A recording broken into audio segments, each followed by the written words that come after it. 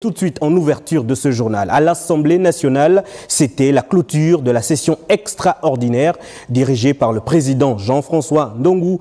Une session qui a débuté le 10 janvier dernier et s'est achevée ce jour, axée sur l'examen et l'adoption du projet de loi organique portant code électoral en République gabonaise. Prescan Kamabekale, Timboulenge, presse Assemblée nationale.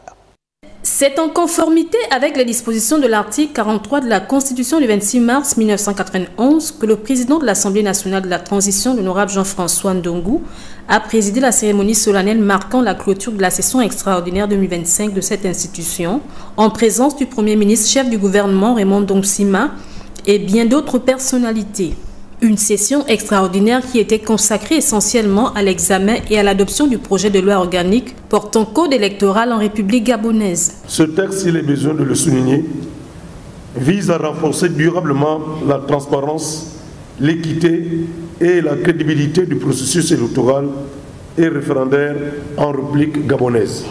Au cours de cette cérémonie, le président Jean-François Ndongou a également vanté les mérites d'un acteur du cinéma gabonais disparu il y a quelque temps.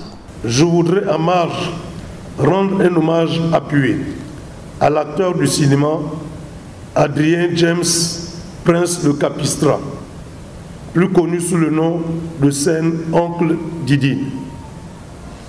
Son talent exceptionnel, révélé à travers des œuvres remarquables telles que le court-métrage Le Singe Faux et la célèbre série télévisée L'Auberge du Salut.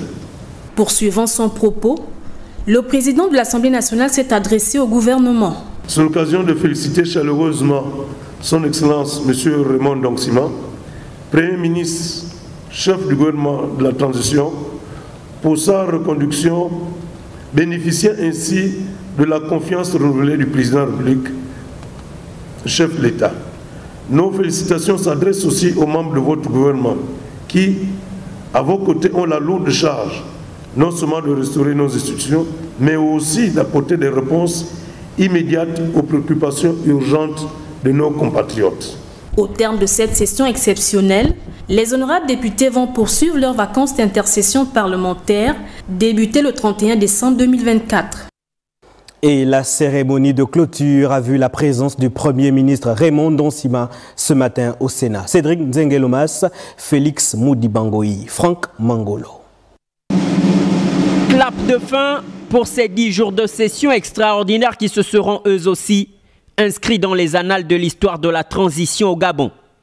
Après l'adoption finale du code électoral par les sénateurs, la cérémonie solennelle de clôture de ce jour a permis à la présidente Paulette Missambo de revenir sur l'approche méthodologique qui a caractérisé les travaux. Notre méthodologie de travail s'est articulée autour de 2 axes complémentaires, à savoir un examen interne du texte, puis une audition des acteurs ressources appartenant essentiellement à la société civile.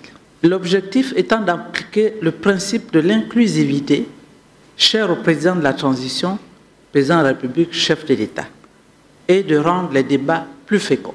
Au cœur donc des 10 travaux, la gouvernance électorale rappelée au Premier ministre et son gouvernement. Les dernières décennies ont été marquées dans notre pays par des élections émaillées de graves contestations, ponctuées de violences et d'impasses au plan politique, qui ont failli précipiter notre pays dans le chaos et détruire notre vivre ensemble.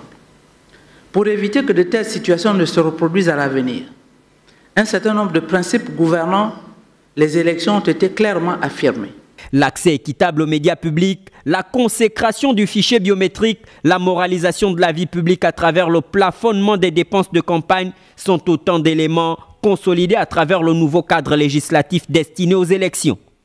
Après l'effort, le reconfort, sénateurs et personnel administratif peuvent à présent profiter de leur période de vacances parlementaires.